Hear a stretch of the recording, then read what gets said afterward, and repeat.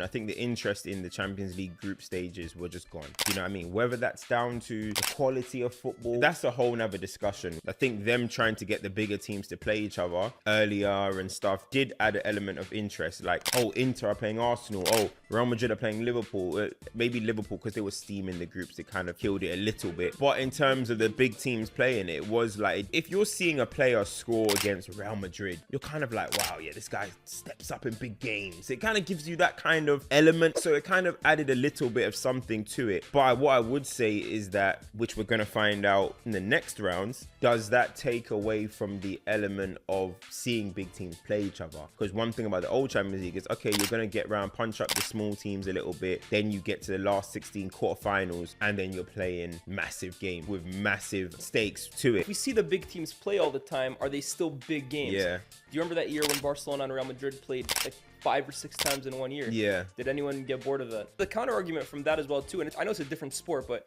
look at tennis, for example. Federer and Nadal and Djokovic, they played each other countless times over the years, and every single time people would still tune in, because I think at the end of the day, you can talk about the quality, but these are still, relative to the rest of the field, it's still 2 of the best teams in the world. I do think it was pretty cool that they gave us that this early. My one thing that I didn't really like, and it was a concern for me when this completely got drafted up, I feel they added too many teams. So we have 32 teams of the original Champions League, and I thought even that is a bit much, but okay, we're cool with that. 4 extra teams and then have so many teams qualify. I do feel like the exclusivity of the Champions League and the allure of it should still be maintained, about the best teams in Europe playing each other. 36, I just feel allows too many teams that, let's be real, like as much as we all want to say, oh, it's open for everybody, if a team goes 8 games and doesn't win a single one and they're not competitive the entire time, they don't belong in the Champions League.